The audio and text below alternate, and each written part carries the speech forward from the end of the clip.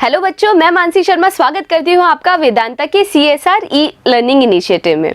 बच्चों, हम पढ़ रहे हैं इंग्लिश की कहानी द थीफ स्टोरी।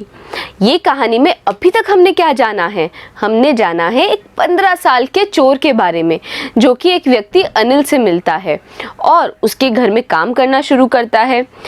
अब इस व्यक्ति को खाना वाना तो बनाना आता नहीं, तब भी अनिल उसको बोलता है कि भाई मैं तुम्हें खाना बनाना भी सिखाऊंगा, तुम्हें तुम्हारा नाम लिखना, यहाँ तक कि पूरा वाक्य लिखना और संख्याएं जोड़ना भी सिखाऊंगा। हमारे इस चोर को ये भी पता है कि हाँ, ये जो अगर वो पढ़ लिख गया तो उससे क्या होगा बच्चों, वो जीवन में हर तरह की सफलता हासिल कर पाएगा। पर भाई ये तो व्यक्ति चोर है, तो क्या ये अनिल के घर में चोरी करेगा या नहीं करेगा? चलो देखते हैं, कहानी में शुरू करें। It was quite pleasant working for Anil.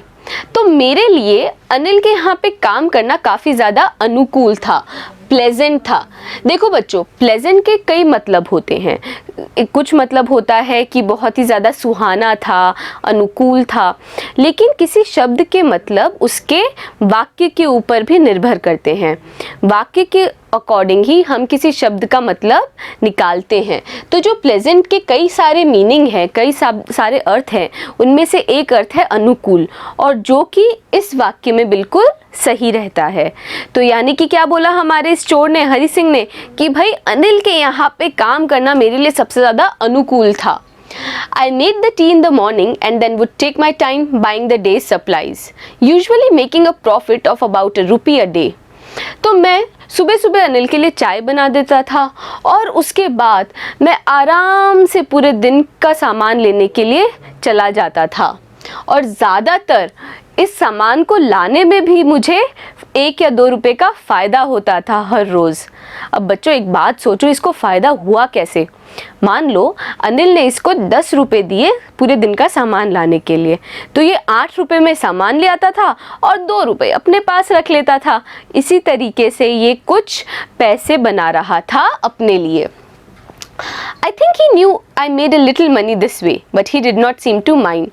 मुझे लगता है कि अनिल को ये बात शायद पता थी, पर फिर भी उसको इस चीज़ का बुरा नहीं लगता था। Anil made money by fits and starts.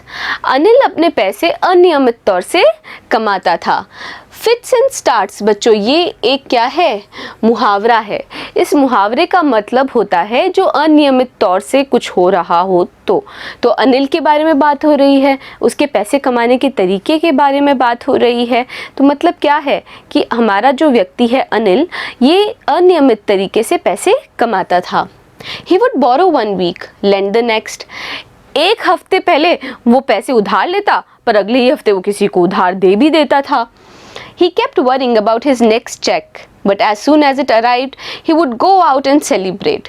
उसको हमेशा चिंता रहती थी अपने अगले चेक के बारे में। भाई अगला चेक का मतलब क्या है कि भाई अब मेरे पास रुपीस कब आएंगे, तो उसको हमेशा चिंता तो रहती थी चेक के बारे में। पर जैसे ही उसके पास रुपीस आते थे, वो बाहर निकल जाता था जश्न मनाने के लिए, सेलिब्रेट करने के लिए, मतलब जश्न मनाने के लिए निकल पड़ता था। It seemed he wrote for magazines, a queer way to make a living. और ऐसा लगता है कि वो मैगजीन्स के लिए लिखा करता था। कितना अजीब ढंग है ना पैसा कमाने का। क्वियर वे मतलब अजीब तरीका, है ना? तो कितना अजीब तरीका है पैसा कमाने का कि भाई हम मैगजीन के लिए कुछ लिख रहे हैं, हमें पैसे मिल जाते हैं। One evening he came home with a small bundle of notes, saying he had just sold a book to a publisher. एक शाम को वो घर पे आया नोटों के एक बंडल के साथ में, नोटों के एक गड्डी के साथ में। बंडल यानी गड्डी या फिर गठरी। और उसने मुझे बोला कि उसने अपनी एक किताब एक प्रकाशक को बेच दी है। पब्लिशर बच्चों, पब्लिशर कौन होता है? जो कि आपकी किताबें छापता है, प्रकाशक। At night I saw him tuck the money under the mattress. और रात में मैंने उसको गद्दे के नीचे उन्हीं नोटों की गड्डी को दबाते हुए देखा। मैट्रेस यानी मैट्रेस वो जो गद्दा होता है ना जिसपे हम सोते हैं, वो। I had been working for Anil for almost a month and apart from cheating on the shopping had not done anything in my line of work. तो मेरे को अनिल के साथ काम करते हुए करीब 1 महीना हो चुका था और जो मैं थोड़ी बहुत चीटिंग करता था, जो दिन का राशन लाने में और 1-2 रुपए बना लेता था रोज़, उसके अलावा मैंने चोरी का अभी तक कोई भी काम नहीं किया था। लाइन ऑफ वर्क मतलब जो मेरा काम है, जो मेरा असली काम है, उससे जुड़ा हुआ मैंने कुछ नहीं किया। और हरी सिंह का बच्चों असली काम था क्या? चोरी करना। तो चोरी से जुड़ा हुआ मैंने अभी तक कोई काम नहीं किया। I had every opportunity for doing so, और मेरे पास हर वो मौका था जब मैं चोरी कर सकता था। अपॉर्चुनिटी मतलब एक मौका होता है बच्चों। तो मेरे पास हर वो मौका था कि मैं चोरी कर सकता था। भाई क्यों था, कैसे था वो मौका? Anil had given me a key to the door and I could come and go as I pleased. अच्छा, इसलिए था बच्चों मौका क्योंकि अनिल ने मुझे घर की चाबी दी हुई थी और मैं जब चाहे आ सकता था और जब चाहे जा सकता था। He was the most trusting person I had ever met. और वो सबसे ज़्यादा भरोसा करने वाला व्यक्ति था जितने भी लोगों से मैं आज तक मिला उन सब में से। मतलब अनिल एक ऐसा व्यक्ति था बच्चों, उसका व्यक्तित्व कैसा था? ऐसा था कि वो लोगों पे बहुत आसानी से भरोसा करता था। And that is why it was so difficult to rob him. It's easy to rob a greedy man because he can afford to be robbed. But it is difficult to rob a careless man. और चूंकि जो हमारा अनिल है वो इतना ज़्यादा भरोसा करता था, इसीलिए उसको लूटना बहुत ज़्यादा मुश्किल था। बहुत आसान हो जाता है किसी लालची आदमी को लूटना, ग्रीडी मैन, जो कि एक लालची व्यक्ति होता है ना। एक ग्रीडी मैन को लूटना, एक लालची आदमी को लूटना बहुत ज़्यादा आसान होता है क्योंकि भाई वो उसके पास तो इतने पैसे हैं, उसको परवाह भी है उन पैसों की, है ना, इसीलिए उसको लूटना आसान है। लेकिन एक लापरवाह आदमी जिसको कोई फ़र्क ही नहीं पड़ता लूटे जाने से, उसको लूटने से मज़ा किरकिरा हो जाता है। Sometimes he doesn't even notice he's been robbed and that takes all the pleasure out of the work. तो क्यों भाई लापरवाह आदमी को लूटना मुश्किल क्यों होता है? क्योंकि कई बार वो ध्यान ही नहीं देता कि उसको लूटा गया है। और ये जो चोरी का काम है, इस लापरवाही की वजह से बिल्कुल मज़ा किरकिरा हो जाता है इस काम के अंदर। अजीब बात है भाई, है कि नहीं, कि एक लालची आदमी को लूटना आसान है। क्यों? क्योंकि उसे परवाह है चोरी की या लूटे जाने की। लेकिन एक लापरवाह आदमी जो कि ध्यान ही ना दे उस चोरी के ऊपर, उसे लूटने से इस काम का मज़ा निकल जाता है। Well, it's time I did some real work. पर अब वो समय था कि मैं अपना असली काम करूं। I told my self I am out of practice. और मैंने खुद को बोला कि अब मेरी प्रैक्टिस छूट गई है। And if I don't take the money he will only waste it on his friends. और अगर मैंने ये पैसे नहीं चोरी किए, अगर मैंने पैसे नहीं लूटे, तो फिर अनिल इनको अपने दोस्तों के ऊपर उड़ा देगा। After all he doesn't even पे मी। और यहाँ तक कि अनिल तो मुझे पैसे देता भी नहीं, पगार देता भी नहीं है। तो मतलब क्या हो रहा है बच्चों, हमारा हरी सिंह इस बात को भांप रहा है कि भाई मैं ये चोरी कर सकता हूँ कि भाई क्यों, क्योंकि अनिल इन पैसों को अपने दोस्तों पे लुटा देगा, और इसलिए क्योंकि अनिल मुझे पगार भी नहीं देता, और इसलिए भी मैं चोरी कर सकता हूँ क्योंकि मेरी प्रैक्टिस छूट गई है। Anil was asleep. A beam of moonlight stepped over the balcony and fell on the bed. तो अनिल सो रहा था और चांद की जो एक किरण थी वो बालकनी से होते हुए बेड पर पड़ रही थी। बीम ऑफ मूनलाइट बच्चों मतलब चांद की कोई किरण। I sat up on the floor considering the situation. तो मैं सारी परिस्थिति को भांपते हुए, ध्यान में रखते हुए बैठ गया था। कंसिडरिंग द सिचुएशन मतलब परिस्थिति, सिचुएशन का मतलब होता है परिस्थिति, और कंसिडरिंग का मतलब होता है किसी चीज़ को ध्यान में रखते हुए। ये सारी बातें, सारी परिस्थितियों के बारे में सोचते हुए मैं ज़मीन पे बैठ गया था। तो बच्चों परिस्थिति थी क्या कि अगर इस व्यक्ति ने, हरी सिंह ने अनिल के यहाँ चोरी नहीं की तो वो जो पैसे हैं अनिल दोस्तों पे लुटा देगा, या फिर वो क्या होगा, हरी सिंह की प्रैक्टिस छूट गई है, या फिर इसलिए भी वो चोरी कर सकता है क्योंकि अनिल उसको पगार नहीं देता।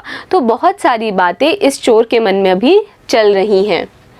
If I took the money, I could catch the 10:30 express to Lucknow.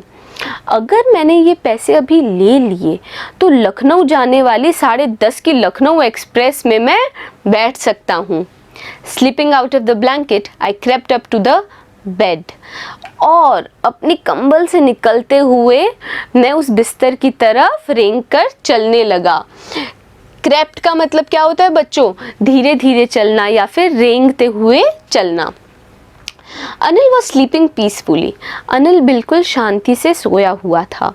His face was clear and unlined. उसका चेहरा बिल्कुल साफ था और कोई उस पे दाग नहीं थे. Even I had more marks on my face. और यहाँ तक कि अनिल के चेहरे से ज़्यादा तो मेरे चेहरे पे दाग थे. Though mine were mostly scars.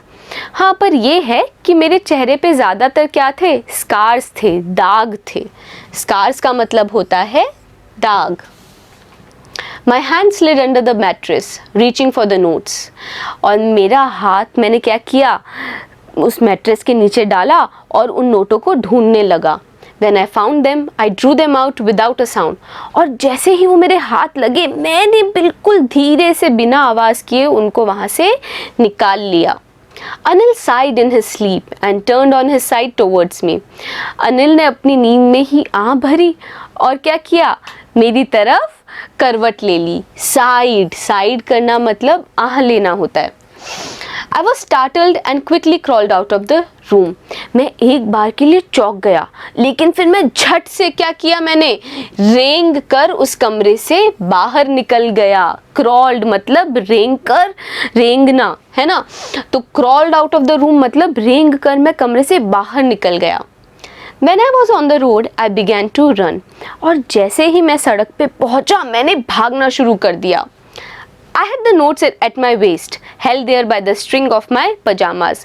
वो जो नोटों की गड्डी थी, वो मेरे पजामे के नाड़े से बंधी हुई थी. I slowed down to walk and counted the notes. फिर मैंने अपनी जो रफ्तार थी वो थोड़ी धीमी की और उन नोटों को गिनना शुरू किया. 600 रुपीज़ इन 50s. तो 50 के नोटों के कितने थे? टोटल कुल रुपए कितने थे? 600 रुपये. I could live like an oil rich Arab for a week or two. और मैं बिल्कुल उस अरब की तरह रह सकता था जिसके पास क्या होता है? तेल के भंडार होते हैं. एक या 2 हफ्ते के लिए मैं उस तरीके से एकदम ऐश से, एकदम अमीरी से रह सकता था. When I reached the station, I did not stop at the ticket office. I had never bought a ticket in my life. तो भाई मैंने अपने जीवन में आज तक कभी टिकट नहीं खरीदा और इसी कारण से जब मैं स्टेशन पहुंचा तो मैं टिकट ऑफिस पे नहीं रुका, but dashed straight to the platform. और रुकने की बजाय मैं सीधा प्लेटफॉर्म की तरफ तेजी से भागा. The Lucknow express was just moving out. जो लखनऊ एक्सप्रेस थी उसने बस चलना अभी शुरू किया ही था. The train had still to pick up speed and I should have been able to jump into one of the carriages. वो जो ट्रेन थी अभी तक उसने रफ्तार नहीं पकड़ी थी और मैं चाहता तो किसी भी एक सवारी डिब्बे में भागकर बैठ सकता था. तो बच्चों जो कैरेजेस होते हैं, कैरेजेस जब हम ट्रेन के बारे में बात करते हैं, ट्रेन के कैरेजेस के बारे में बात करते हैं तब हमारा मतलब होता है सवारी डिब्बे से. But I hesitated. For some reason I can't explain. लेकिन मेरे को एक झिझक महसूस हुई. हेजिटेट करना मतलब झिझकना. मुझे एक झिझक महसूस हुई जिसका कारण मैं खुद भी नहीं जानता. And I lost the chance to get away. और मैंने अपना इस भाग निकलने के इस एक चांस को भी खो दिया. When the train had gone, I found myself standing alone on the deserted platform. जब ट्रेन निकल चुकी थी तो मैंने ये पाया कि उस पूरे प्लेटफॉर्म पे मैं अकेला ही था. वो प्लेटफॉर्म कैसा था? डेजर्टेड प्लेटफॉर्म था. डेजर्टेड का मतलब होता है खाली, है ना.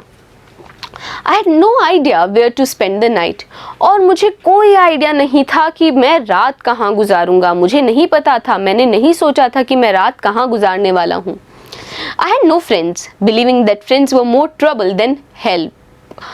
मेरे यहाँ तक कि कोई दोस्त भी नहीं थे क्योंकि मेरा ये मानना था कि दोस्त मदद करने की बजाय मुसीबतें ज़्यादा लाते हैं. ट्रबल मतलब मुसीबत, तो इस व्यक्ति का क्या मानना था हरि सिंह का कि भाई दोस्त तो मुसीबत लेके आते हैं। And I did not want to make anyone curious by staying at one of the small hotels near the station.